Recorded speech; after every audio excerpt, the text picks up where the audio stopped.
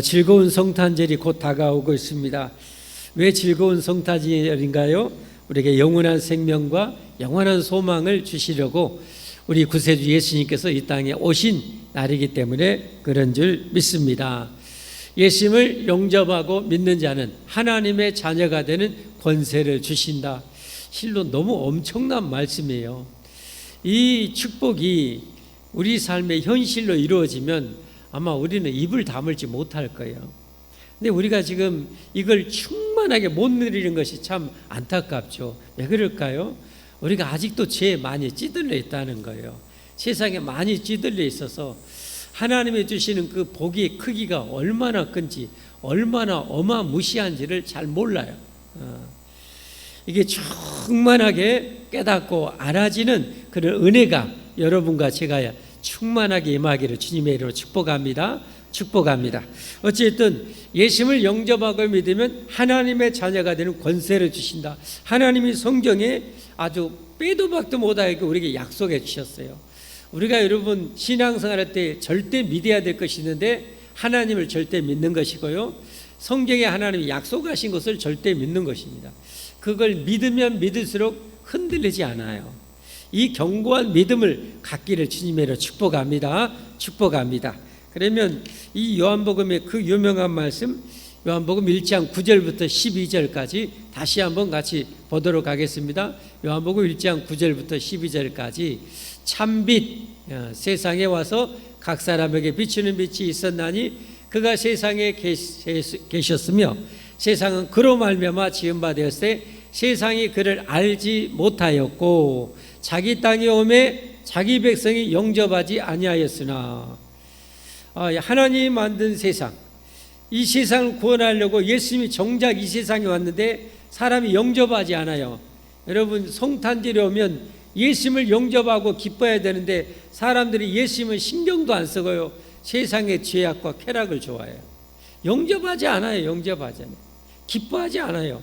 그러나 영접하는 자, 이 예수님을, 우리를 구원하러 오신 예수님을 영접하는 자, 곧 그 이름을 믿는 자들에게는 하나님의 자녀가 되는 권세를 주셨으니 할렐루야. 세상 모든 사람들은 자신들은 몰라요. 자신들을 그렇게 말하면 막 길길이 뛰고 난리일 텐데, 하나님을 안 믿는 사람은 전부 다 죄악 속에서 태어나서 마귀의, 성경에 보니까 마귀의 종이라고 하죠. 마귀의 자식이라고 그래요. 마귀의 자식이라 마귀가 시키는 것을 하며 살아요. 마귀가 시키는 건 뭐예요? 하나님 부인하고, 마귀가 시키는 건 뭐예요? 죄를 좋아하고 죄를 일삼는 거예요. 여러분 마귀의 자식이 될수록 어떻게 돼요? 죄를 좋아해요. 죄라는 건 뭐예요? 우리가 잘 알다시피 착한 일은 잘 안 하려고 하고요, 하지 말아야 할 일은 엄청 잘하는 거예요. 술 마시지 마라, 술 엄청 좋아하고, 담배 피지 마라, 담배 엄청나게 피고, 남편과 아내를 존경하고 사랑하라, 그건 안 하고 다른 것은 엄청 또 잘하고, 그냥 하라는 것은 잘 안 해요. 그냥 애들도 보면 어떻게 해요? 부모 말씀 잘 공경해라, 잘 안 하려고 그래요. 게임은 엄청 좋아해요. 엄청. 노는 것은 엄청 좋아해요. 하지 말라는 것은 참 잘해요. 하라는 것은 잘 안 하려고 그래요. 여러분은 좀 어떠신가요? 저는 좀 예전에 많이 그런 것 같아요. 지금도 그런 성향이 있는데 여러분은 어떠세요? 심지어 하나님 믿어놓고요, 하나님 자녀가 돼놓고요, 하나님이 상 주신다고 복 주신다고 착한 일 하라는데요, 그것도 잘 안 하려고 그래. 하나님 믿는다고 하면서도 하나님이 하라는 착한 일을 잘 안 하려고 그래. 이리 빠지고 저리 빠지고, 그리고 자기 좋아하는 일만 하려고 그래. 자기 좀. 이게 정말 인간의 죄성입니다. 죄성. 여러분 예수님을 영접하고 믿어야 하나님의 자녀가 되는데요, 오늘 예수님을 소개했던 세리 요한이 알려줘요. 예수님을 영접하고 믿으려면 어떻게 해야 되냐? 첫째로 그 나쁜 죄성을 회개하고 청산해야 된다. 그 나쁜 죄성을 회개하고 버려야 되는 거예요. 그래야 예수님을 영접할 수 있대요. 왜냐하면 예수님은 하나님이시잖아요. 거룩하신 하나님이시잖아요. 이 하나님을 영접하려면 그 죄를 빨리 회개하고 버려야 돼요. 빨리 버려야 돼요. 자, 오늘 사람들이 이 세례 요한이 예수님보다 6개월 먼저 태어났잖아요. 예수님이 오실 길을 예비하는 거예요. 예수님이 오실 길을 예비한다는 건 뭐는 거예요? 사람들을 죄에서 돌이키게 만드는 거예요. 그래서 여러분 성경 이렇게 구약 성경 맨 마지막이 성경 뭐였어요?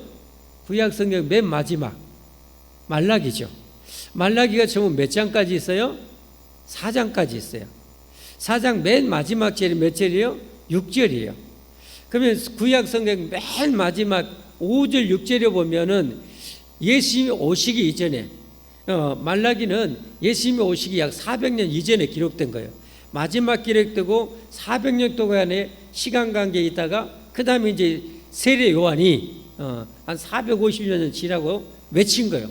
회개하라고 회개의 세례를 베풀면서 예수님 맞이할 준비를 시켜요. 근데 세례 요한이 하고 싶어서 한 것이 아니라 이미 450년 전에 구약 마지막 예언한 것이 바로 이 세례 요한을 예언한 거예요. 구약 맨 마지막에 뭐라고 예언한지 한번 볼까요? 말라기서 4장 5절 6절을 한번 보겠습니다. 보라, 여호와의 크고 두려운 날이 이르기 전에. 여호와의 크고 두려운 날이라는 것은 이 세상에 하나님이 오신 날, 예수님이 이 세상을 구원하러 오신 날이죠. 이 예수님을 영접하고 믿으면 하나님의 자녀가 되지만 거부하는 자는 돌이킬 수가 없죠. 영원히 망하는 거예요. 그러니까 어떻게 보면 무서운 심판이 날이기도 해요. 여호와의 크고 두려운 날이 이르기 전에 내가 선지자 엘리야를 너에게 보내리니. 선지자 엘리야는 저 때부터 약 400년 전에 있었던 인물이에요. 그 인물을 다시 보낸대요. 죽었는데 물론 하나님이 죽음을 보지 않고 바로 천사를 통해서 데려가셨죠. 천국으로 데려가셨는데 엘리야를 보낸다는 것은 그때 데려갔던 엘리야를 다시 보낸다는 게 아니에요. 저 엘리야와 같은 일을 할 사람을 보내겠다는 이런 의미죠. 엘리야는 어떤 사람이었어요? 이스라엘의 가장 북왕국 이스라엘의 악했던 아합 왕의 시대에 활동했던 하나님의 종, 하나님의 선지자 아닙니까? 그렇게 죄를 많이 지었던 그 시대에 사람들의 하나님 앞에 돌이키게 하라고 외쳤던 선지자가 바로 엘리야 선지자예요. 가죽옷을 입고 광야에서 메뚜기 잡아먹고 석청 이 바위에 있는 꿀 따먹으면서 그러면 사람들이 회개하고 외쳤던 그런 엘리야 선지자예요. 그와 같은 엘리야처럼 사람들에게 회개를 외치려고 먼저 이 엘리야와 같은 사람을 보내겠다는 거예요. 그가 바로 세례 요한이에요. 세례 요한. 별명도 참 특이하죠. 세례 요한. 세례는 뭐예요? 씻는 거죠. 씻는 거. 뭘 씻어요? 얼굴 씻어요? 몸을 씻어요? 아니에요. 죄를 씻게 하는 거예요. 죄를 씻어서 우리를 구원할 예수님을 영접할 준비를 시키는 일을 이 세례 요한이 하는 거죠. 자, 여호와의 크고 두려운 날이 이르기 전에 내가 선지자 엘리야를 내게 보내리니 그가 아버지의 마음을 자녀에게로 돌이키게 하고 자녀들의 마음을 그들의 아버지에게로 돌이키게 하리라. 무슨 말인가요? 여러분, 부모와 자식 간에는 이 세상에 가장 가까운 사이 아닌가요? 그럼 당연히 자식은 부모님 공경하고 사랑해야 되고 부모는 자식을 사랑하고 아껴야 되는데 이게 자식 따로 아버지 따로 되는 거예요. 한마디로 이 세상의 죄악의 실상을 적나라하게 고발하고 있는 거예요. 그 잘못된 그들의 삶을, 죄악의 삶을 돌이키게 하겠다는 거예요. 이 세례 요한을 통해서 마음을 그의 아버지에게로 돌이키게 하리라. 돌이키지 아니하면, 다시 말해서 회개하지 아니하면 두렵건대 내가 와서 저주로 그 땅을 칠까 하노라. 회개하지 않고 돌이키지 않고 메시아를 영접하지 않으면 영원히 심판을 받는 거예요. 영원히 심판.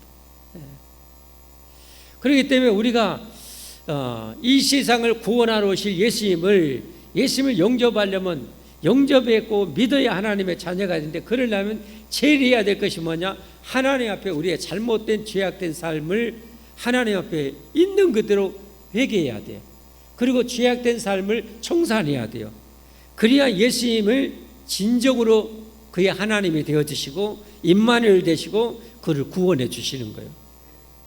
그런데 예수님을 믿는다고 하면서 옛날 그대로 거짓말하고 도둑질하고 뭐 도박하고 마약하고 막 음란하고 이렇게 살면서 예수님 믿는다고 교회만 왔다 갔다, 그대로 가짜예요. 그건 가짜. 사람은 여러분 사람을 속일지 몰라도 하나님을 어떻게 속일 수가 있습니까? 하나님을 속이려고 하는 사람이 제일로 악한 사람이에요. 하나님을 속이려고 하는 사람이 가장 악한 사람. 하나님을 속이려고 하는 사람은요, 그 사람은 기회가 없어요.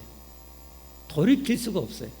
감히 하나님을 속이려고 하는데 가능성이 없어요. 가능성이 없어요.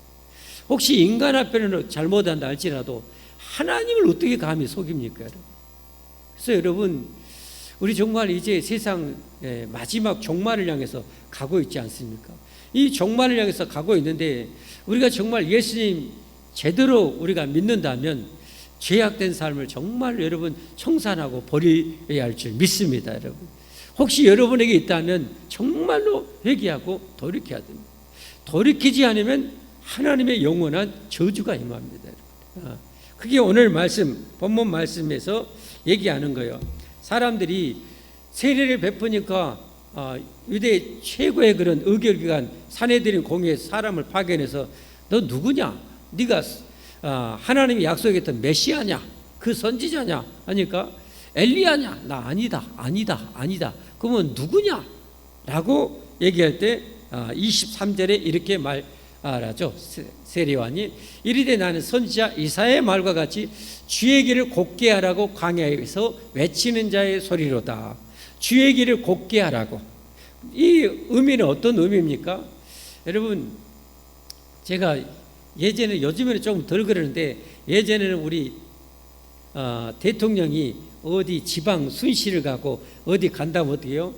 미리 가서 청와대 직원들이 이렇게 파견해가지고 대통령이 가는 코스를 이미 다 정비해요. 길이 굽어 있으면 다 피고, 포장 안 돼 있으면 포장하고, 포장 오래돼 있으면 다시 포장하고, 가로수 엉망이면 가로수 사람 신고. 이 나이 좀 드신 분들은 다 아시죠? 다 아시죠? 예. 그렇게 다 해요, 여러분. 제가 광주 예전에도 말씀드렸지만 공군에서 제가 전투기 정비사였어요. 전투기 정비하는데 오지가 어느 정도냐면 이 대통령이 한번 이렇게 딱 오면 뭘로 올지를 몰라요. 경호상 안 알려줘요. 비행기 타고 올지, 헬기 타고 올지, 기차 타고 올지, 자동차 타고 올지 아무도 몰라요. 그게 이제 다 준비하는 거예요. 그 코스를 다 준비하는 거예요. 우리 혹시 비행기 타고 올까봐 광주에 올라면 광주 공항에 딱 있는데 거기 여러분 전투기가 얼마나 많습니까? 전투기 많은데요. 전투기를 어떻게 하냐면 거꾸로 집어넣어요. 거꾸로. 혹시 기관총 쏴볼까봐, 뭐 미사일 쏴볼까봐 거꾸로 해서 비행기 똥구멍이 딱 보이게 만들어요. 그렇게요. 그 넓은 활주로 이 세포드 같은 게 개 가지고 해가지고 혹시 거기에 폭약 묻었을까봐 그 넓은 이 활주로 근처에 풀밭을 혹시 폭약 묻어 있을까봐 이런 다 이런 그렇게 할 정도예요. 그 바로 저 말이에요, 여러분. 하나님이 이 세상에 오시는데, 하나님이 오시는데 인간의 굽은 마음, 패인 마음, 어그러진 마음, 시기와 질투와 죄악과 탐욕과 욕망, 음란이 가득하면 어떻게 해요? 그 회개해야 되는 거예요. 깨끗이 정수해야 되는 거예요. 하나님을 맞이할 수 있는 준비를 해야 되는 거예요. 그래서 여러분, 세례요한이 했었던 거 바로 회개의 세례를 베푸는 거. 회개의 세례. 군인들은 다시는 그 폭력을 행하지 마라. 세관 공무원들은 정해진 세금 외에 더 거두지 마라. 철저하게 회개를 시키는 거예요. 그 외침대로 회개하는 자는 구원을 받아요. 여러분, 이 마지막 시대에 사람들이 여러분 전부 자기 마음대로만 살아요. 자기 마음대로 사는데 여러분 그렇게 살다가는 큰일 납니다. 우리는 정말 죄를 철저하게 정산하고 예수님을 나의 구주로 영접해서 하나님의 자녀가 되는 영원한 천국 백성이 되어야 할 줄 믿습니다. 두 번째로 이 예수님을 영접하고 믿어야 하나님의 자녀가 되는데, 예수님을 왜 우리가 영접하고 믿어야 되는가? 제일 중요한 겁니다. 예수님을 왜 영접하고 우리가 믿어야 하나님의 자녀가 될 수 있는가? 그것은 예수님만이 우리의 죄를 완전히 해결해 줄 수 있는 분이기 때문에 그래요. 여러분, 왜 우리가 죽고 망해요? 왜 우리가 죽고 망해요? 여러분 잘 알죠? 다 잊어도 이건 잊어버리면 안 돼요. 왜 우리가 죽고 망해요? 지옥 가요? 죄 때문입니다. 죄. 자, 로마서 5장 12절 말씀은 진짜 중요한 말씀이에요. 성경은 세상에서 알 수 없는, 인간이 알 수 없는 그런 영적인 세계, 영원한 세계, 사후의 세계, 여기에 대해서 알려주는 거예요, 여러분. 그러면 우리가 왜 사람이 죽고 그렇게 망하게 됐는지에서 이 5장 12절은 중요한 말씀입니다. 함께 읽어보겠습니다. 그러므로 한 사람으로 말미암아 죄가 세상에 들어오고 저 한 사람은 인류의 처음 조상이 아담이죠. 에덴 동산에 있을 때 하나님이 자기 형상대로 아담을 창조하시고 행위 언약을 맺었죠. 너희 동산에 있는 모든 먹은 것을 먹고 마시고 정복하고 다스리고 보존하고 생육하고 번성해라. 대신 딱 하나, 동산 중앙에 있는 선악을 알게 하는 나무 열매는 먹지 말아라. 먹으면 정령 죽으리라. 반드시 죽으리라. 그런데 어떻게 해요? 마귀의 꼬드김 받아서 그걸 따먹어 버리죠.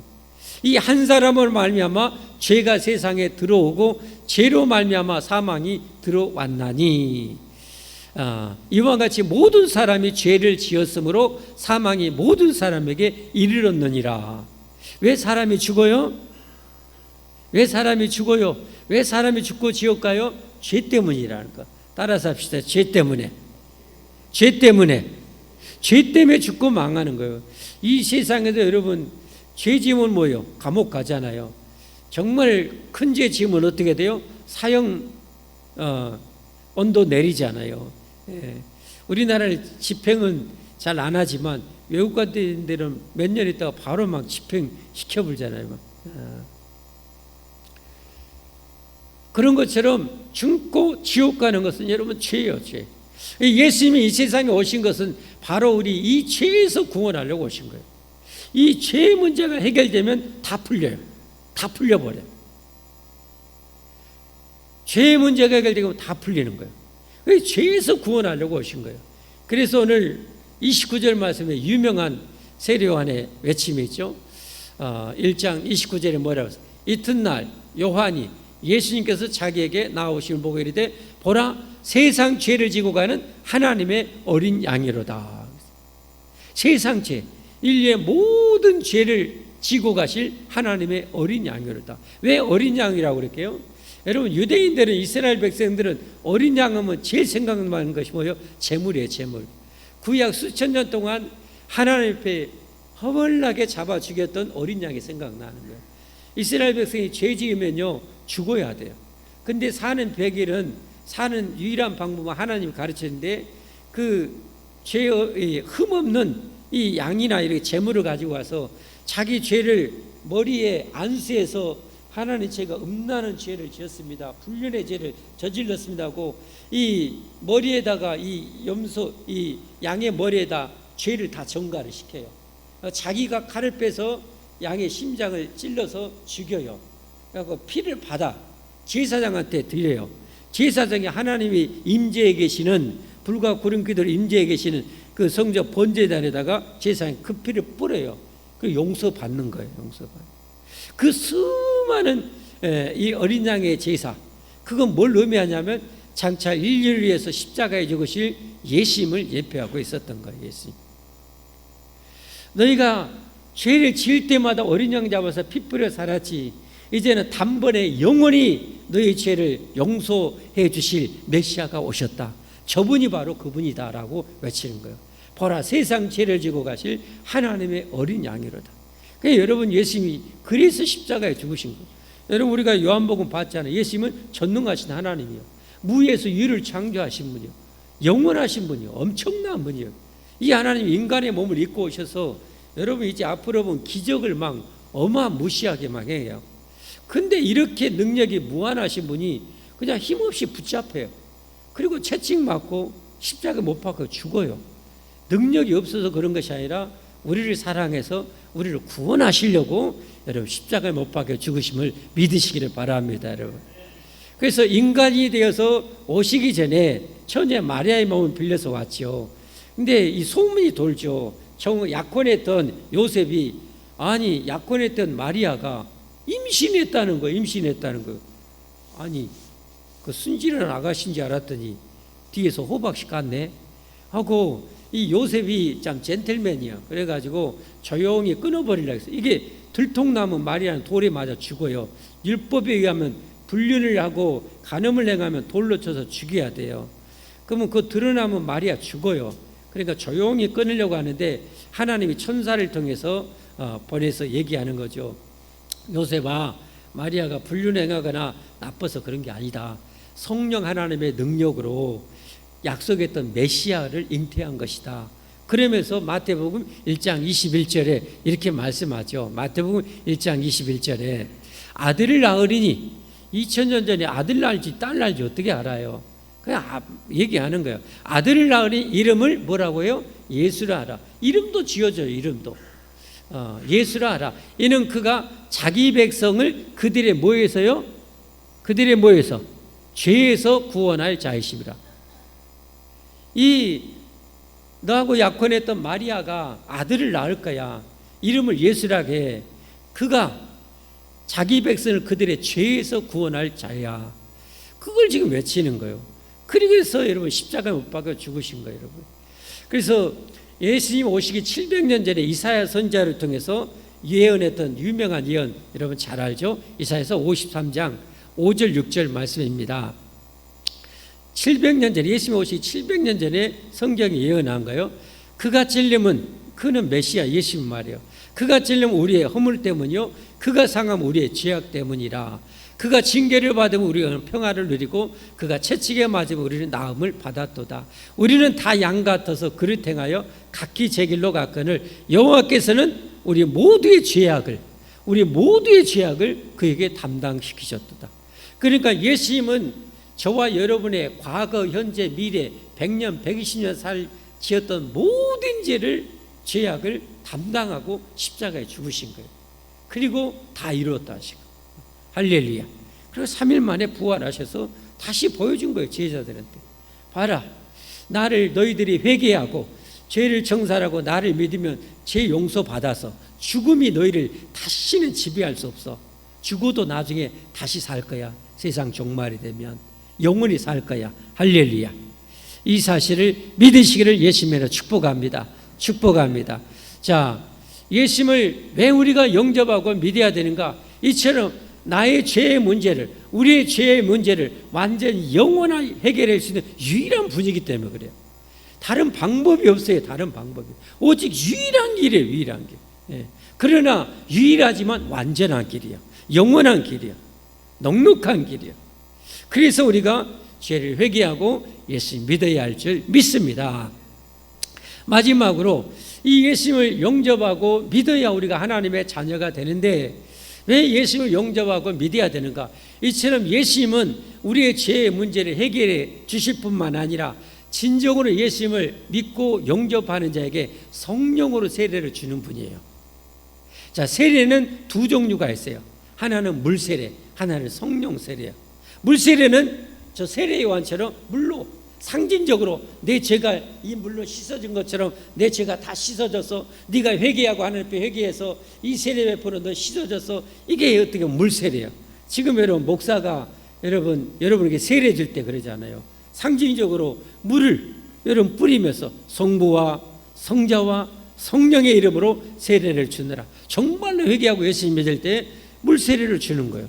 그러나 이건 상징적인 거예요. 그가 진짜로 이제 마귀의 백성에서 하나님의 백성이 됐고 죄인이 완전히 의롭게 될 수 있는 것은 성령 세례를 통해서 가능해요. 성령 세례를 통해서 그걸 예수님께서 행하신다는 거죠. 오늘 33절 34절에 말씀하고 있어요. 여러분 성경을 잘 배우셔야 돼요. 잘 아셔야 돼요. 그리고 집에서 꼭 읽어보시고. 자, 이 세례요한이 말합니다. 나도 이 예수님이 누군지, 누가 예수님인지 메시아인지 잘 몰랐다.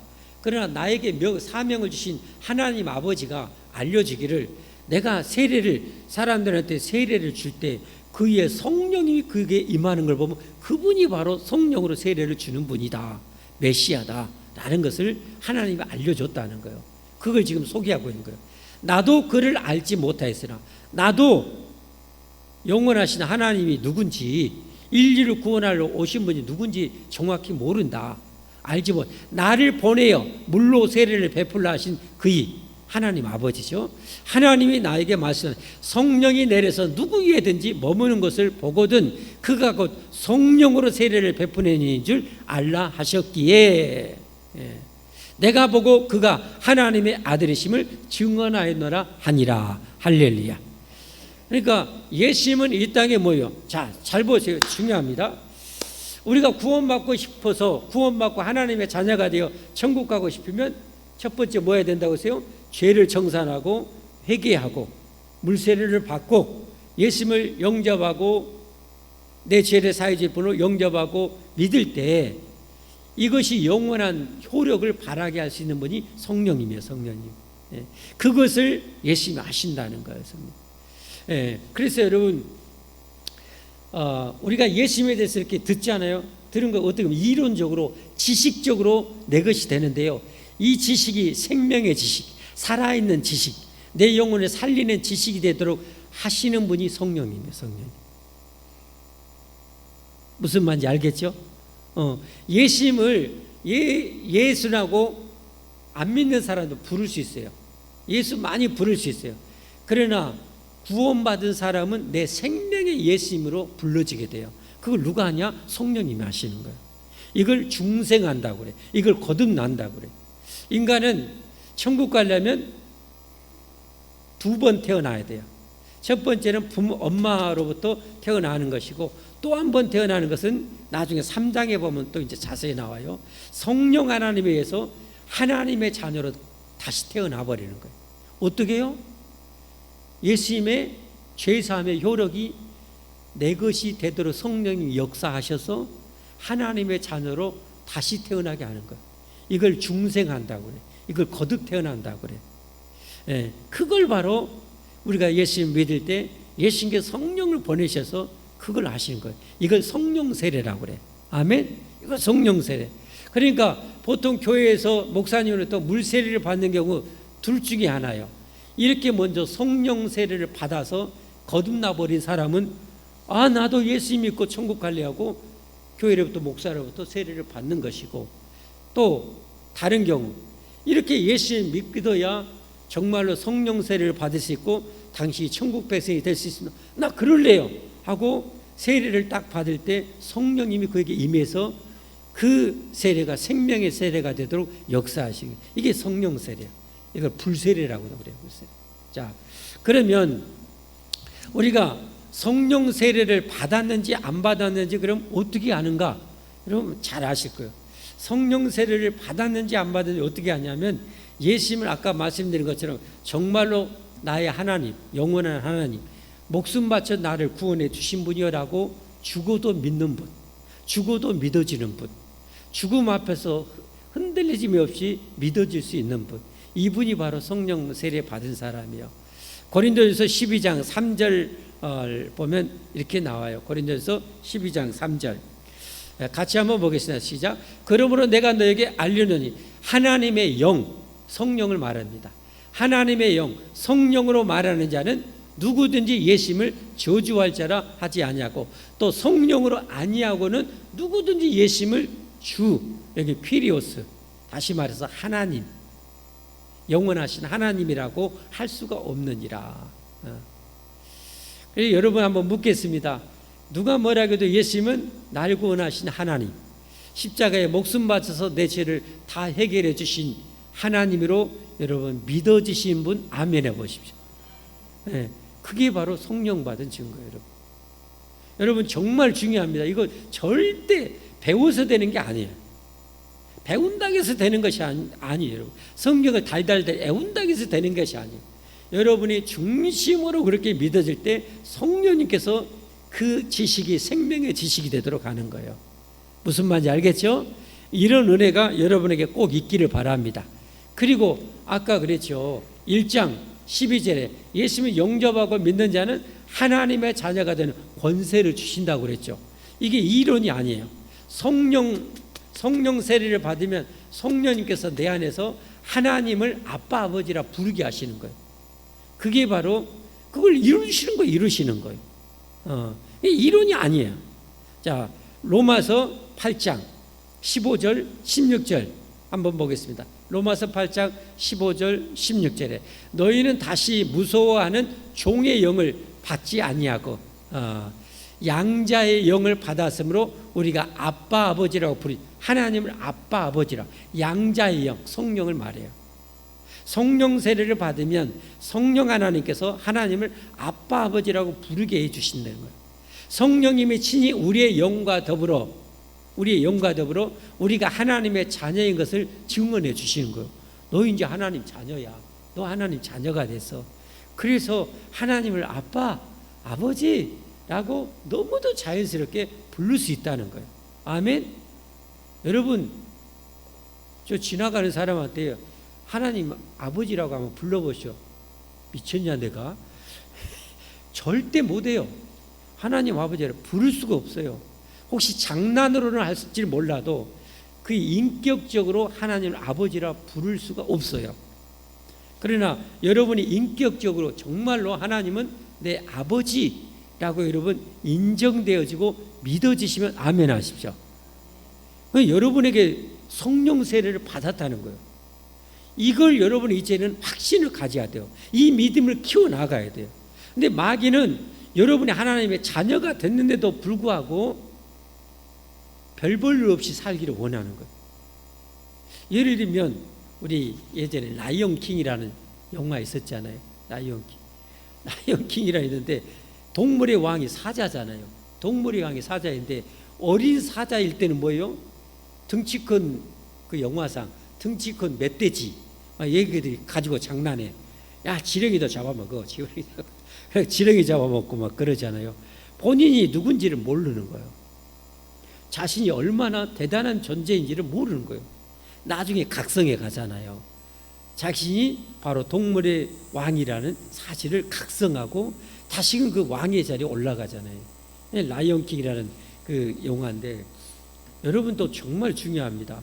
여러분이 정말 성령을 받아서 예수님을 나의 구세주, 나의 하나님 아빠 아버지라 부를 수 있는 것은 여러분 우주를 만드신 하나님의 자녀가 된 거예요. 여러분 그런 인식을 가지고 그런 자부심을 가지고 여러분 일도 뻥이 아니고 여러분 헛된 교만을 가지라는 게 아니에요. 여러분 당당하게 여러분 살기를 주님의 이름으로 축복합니다. 여러분 제가 그 고대 사극의 드라마 보면 어떻게 해요? 왕자들을 뭐라고 불러요? 왕자들을 뭐라고 불러요? 무슨 군 그러잖아요. 그러죠. 군이라고 그러죠. 조그만 꼬마가 그 드라마상에 나오는 거예요.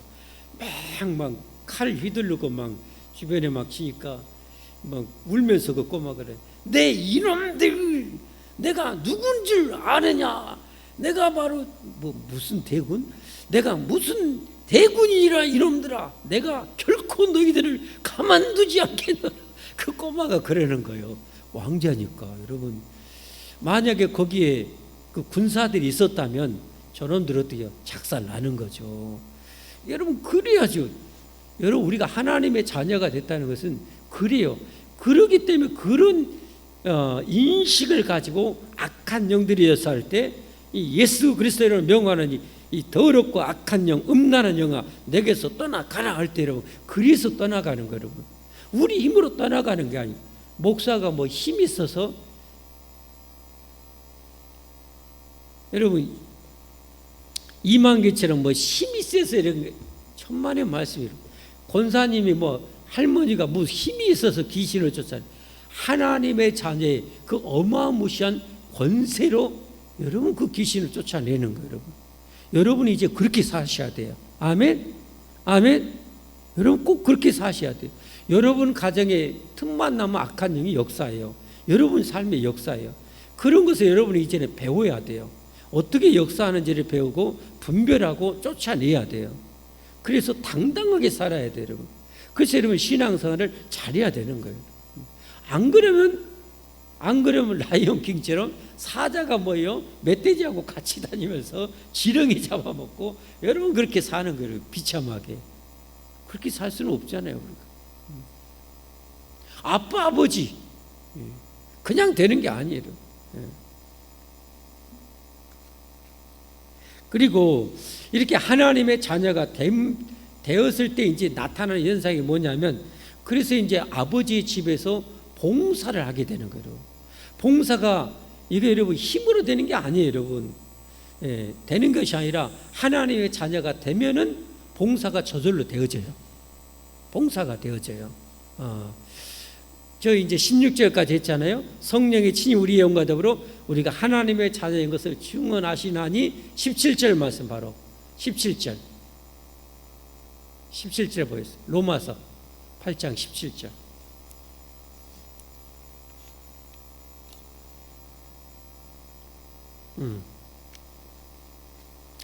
이렇게 하나님의 자녀이면 또한 상속자, 천국의 상속자가 돼요. 상속자가 하나님의 상속자예요. 그리스도와 함께한 상속자니 우리가 그와 함께 영광, 천국의 영광을 받기 위하여 고난도 함께 받아야 할 것이니라. 그래서 여러분 봉사가 되는 거예요. 그래서 저도 돌아보면 그래요.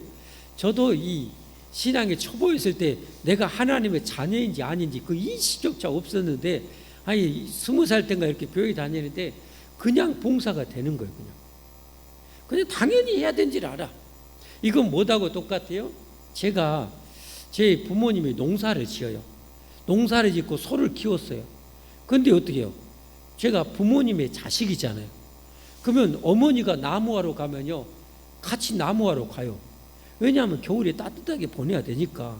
가족의 일원이 되어나서 조금이라도 어머니가 싸주면 그거 이었다가 뒤집었다가 맸다가 아팠다. 초등학생이 되니까 쇼리 난리 부르스를 하면서도 그 낑낑거리면서 와요. 왜? 가족이 일원이 있게 됐기 때문에. 그리고 모내기 한다 그러면 모내기 하러 가요. 지금처럼 참 양말이라도 많이 입고 스타킹이라도 많이 있으면 얼마나 좋아요. 근데 그때는 스타킹 구하기가 하늘의 별 따기요. 그러면 모내기 하러 들어가면 그 안에 뭐 어떤 놈이 기다리고 있어요? 요놈이 기다리고 있잖아요. 들어와만 봐. 잎이 다 빨아먹어볼 거야. 그 마리가 그 안에 막 있어요. 어쩔 때는 뱀이 샥샥 지나가요. 근데 어떻게 돼요? 안 하고 싶죠. 그러나 이 농사를 지어야 내가 식량을 잘 먹을 수 있으니까, 가족이 일원이 됐으니까 그냥 해지는 거예요. 여러분 안 그렇습니까? 여러분 안 그래요? 다 했잖아요. 막둥아 깔 뜯어온나? 예, 알았어요. 소 키우니까 가서 염을 썰어라. 여러분 초등학생, 중학생 여러분 작두 이렇게 큰 놈으로 염을 제가 성실해요. 잘 썰어요. 또 제가 참 요령이 좀 있었으면요, 아버지가 뭐 시키면 잘 썰 수 있음에도 불구하고 대충 썰어버리고 막 손가락 옆에 살짝 비어갖고 하면 어떻게 해요? 저놈 새끼 뭐 좀 시켰더니 그냥 다음에는 하지 마라 이랬을 때 제가 머리가 그렇게 안 돌아갔어요. 그러면 시키는 대로 진짜 잘했어요. 그러니까 저 깔 뜯는 거 잘 시키고요, 또 염을 썰으라고 하면 염을 또 잘 썰고요, 또 뭐 그 큰 이 짝도요, 요 숫돌이 좀 갈아라 그러면 또 제가 또 잘 갈았어요. 또 아니 대충 좀 해볼 건데 나를 그냥 독에 한번 찍어버리고 해야 할 텐데 그런 요령이 없어 저는. 그래서 하나님 목사도 시킨 것 같아요. 목사 이 중요한 생명을 다루는 일을 대충 하고 적당히 하면 되겠어요. 죽으라면 죽은 신임까지 해야 될 것이 이 사명인데 하나님이 그러려고 그런 것 같아요. 어쨌든 중요한 것은 내가 부모님의 자식이 되다 보니까 힘든 나무도 하러 가고 모내기도 하고 베베기도 하고 탈곡도 하고 깔도 뜯고 이 여물도 썰고 마당도 쓸고 다 했어요. 왜? 한 일원이 됐기 때문에. 저 분명히 말씀, 자녀이면 또한 상속자고 하나님의 상속자예요. 그리스도와 함께한 상속자. 우리가 그와 함께 영광을 받기 위하여 고난도 함께 받아야 할 것이니라. 여러분 힘들어도 막 그렇게 힘들면서도 봉사 막 되어지잖아요. 애만 있으시죠? 여러분 누구 자녀이기 때문에 그래요? 하나님의 자녀가 되었기 때문에 그래요. 성령님이 여러분과 함께 하시기 때문에 그래요, 여러분. 그래서 조금 힘들지만 감사하면서 살 수 있기를 바랍니다. 할렐루야. 나 영원한 생명 얻었구나. 나 이제 진짜 하나님 자녀구나. 하나님 감사해요 하면서 여러분 봉사 잘하기를 주님으로 축복합니다. 축복합니다. 우리 함께 찬송하겠습니다.